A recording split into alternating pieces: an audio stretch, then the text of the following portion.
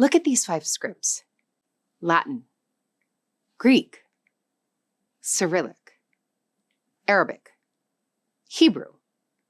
5 completely different writing systems used by billions of people across every continent. They look at nothing alike. They read in different directions.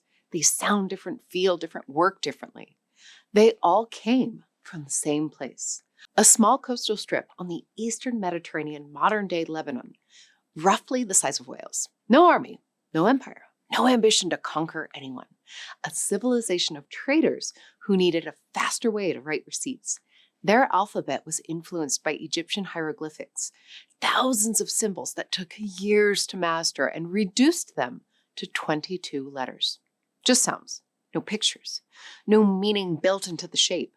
A working person could learn the whole system far faster than older systems. They carried it to every port in the Mediterranean.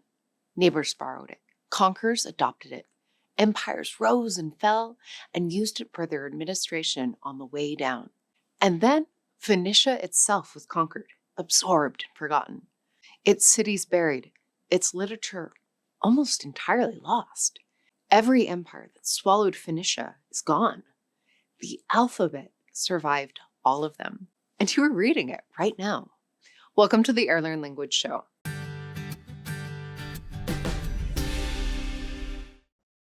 The whole story we are about to tell is about one idea: that writing doesn't have to be something only experts can do. That you can take the most complex communication systems humans have built and make it learnable by anyone.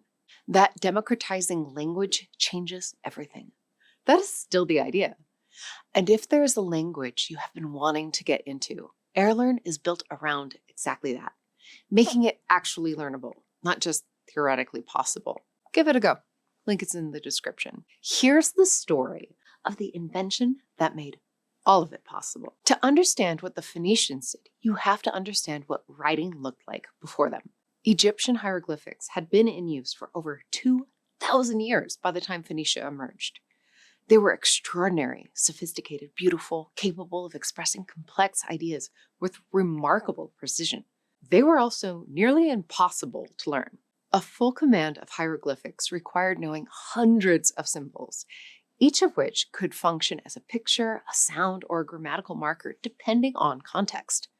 Professional scribes trained for years.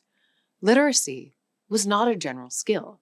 It was a specialized profession, as distinct from ordinary life as surgery or architecture.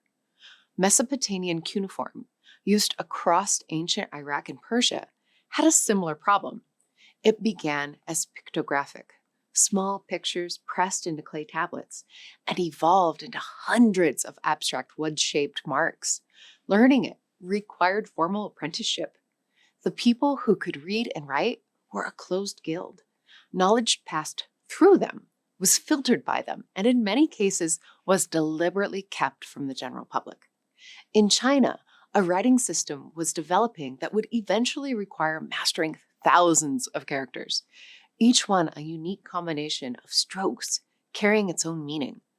The system was powerful and extraordinarily precise. It was also a years-long commitment before basic literacy was possible. Writing existed, but literacy, the ability of ordinary people to read and write for themselves, was a monopoly held by priests, scribes, and the administrative class that served rulers. Phoenicia broke it open. The Phoenicians were traders. Their civilization occupied the eastern Mediterranean coastline, modern-day Lebanon, and their cities. Tyre, Sidon, and Byblos were among the great commercial hubs of the ancient world. They sailed across the Mediterranean and beyond, carrying cedar wood, purple dye, glass, and the goods of every civilization they connected. They were not primarily soldiers or philosophers or builders of temples. They were merchants, and merchants need to keep records. The system they developed around 1050 BCE was radical in its simplicity. 22 symbols, each one representing a consonant sound. Just a sound, with no pictorial meaning attached. No vowels, which seem strange to modern readers, but makes intuitive sense for Semitic languages, where the consonant skeleton of a word carries the meaning and vowels adjust depending on grammatical context. The symbols were abstract enough to learn quickly, consistent enough to be reliable, and simple enough to scratch onto clay, wood, papyrus, or stone without specialist training. A merchant could learn the entire system in days. A sailor could learn it in a week. For the first time in human history, writing was something a working person could acquire and use without years of formal apprenticeship. The implications were enormous. Contracts could be written and verified by both parties. Letters could be sent without a professional scribe intermediating. Trade records could be kept by the traders themselves. Information could travel without having to pass through literate class that controlled access to it. Literacy stopped being a profession. It started becoming a skill. What happened next is one of the most consequential chains of transmission in human history. Phoenician traders carried their alphabet west across the Mediterranean. Greek merchants and colonists encountered it, most likely at trading posts in the Levant and across the Aegean, and recognized immediately that it could work for their language. Around 800 BCE, the Greeks adapted the Phoenician alphabet. But Greek presented a problem. Greek has a rich vowel system. Vowels are essential for distinguishing words in a way that Semitic languages can manage without them. The Phoenician alphabet had no vowel symbols, so the Greeks did something brilliant. They took several Phoenician consonant symbols that represented sounds Greeks did not use and repurposed them as vowel letters. Alpha, from the Phoenician alf, epsilon, from the Phoenician he, omicron, upsilon. That addition, turning a consonant-only writing system into one that represented all sounds, including vowels, created the first true alphabet in history. The word alphabet itself is Greek, alpha and beta, the first two Greek letters, which are direct descendants of the aleph and bet, the first Phoenician letters. From Greek, the chain continued. The Etruscans, who lived in what is now Tuscany before Rome rose, adapted the Greek alphabet for their language. The Romans adapted Etruscan version for Latin. The Latin alphabet spread with the Roman Empire across Europe, was adapted for language after language by Christian missionaries, and is now the most widely used writing system on Earth. Roughly 70% of the world's countries use it. That is one branch of the family tree. The other ran east.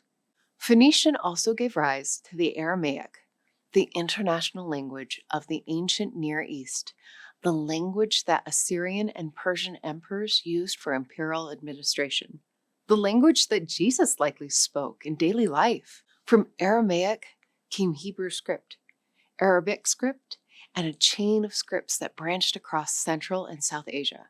Syriac, Nabatean, and eventually ancestors of scripts used from Ethiopia to Mongolia.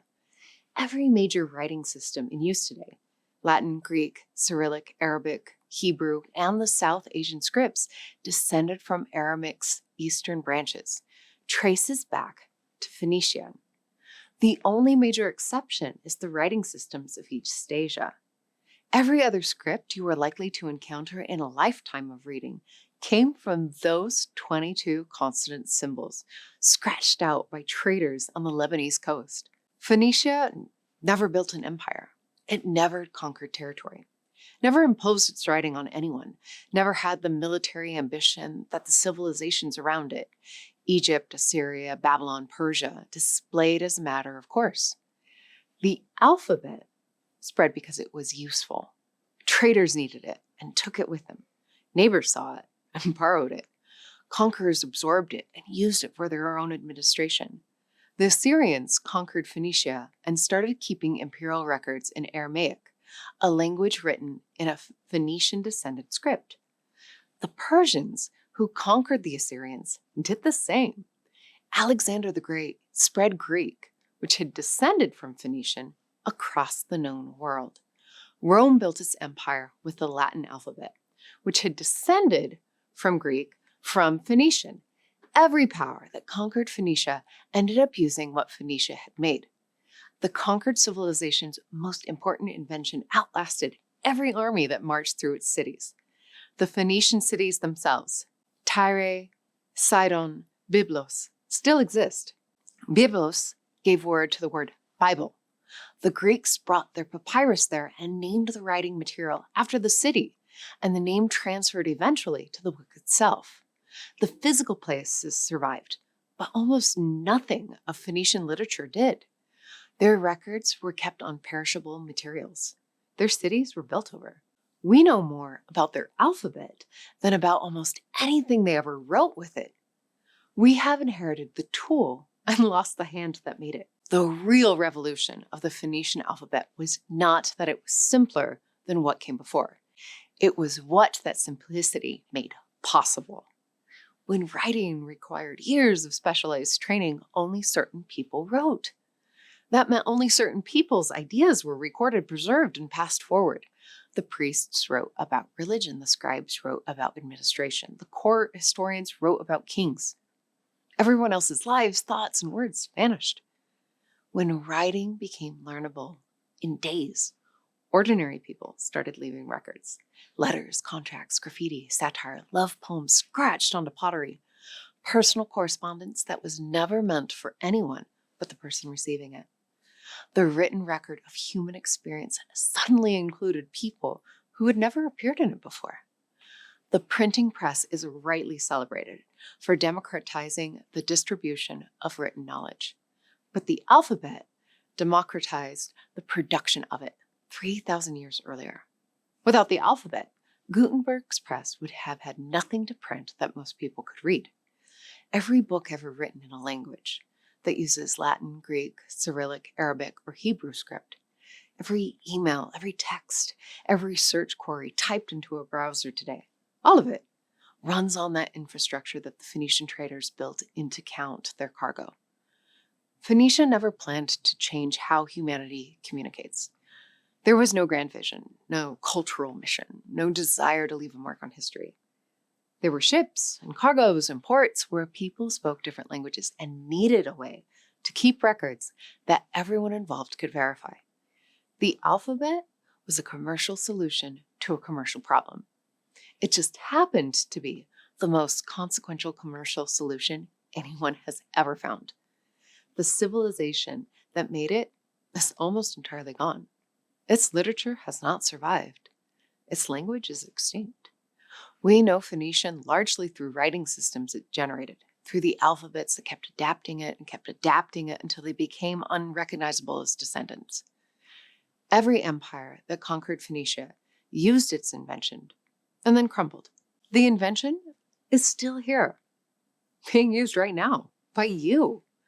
4,000 years of empires, wars, collapses, and renovations, and those 22 consonant symbols from a strip of the Lebanese coast are still underneath all of it, carrying words in languages Phoenicia never heard of, to people and places Phoenician soldiers never reached, about ideas Phoenician traders never imagined.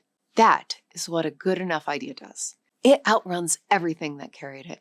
And if this story made you want to actually learn one of the languages that came down this chain, Arabic, Hebrew, Greek, any of them, Airlearn is a solid place to start. The link is in the description. See you in the next one.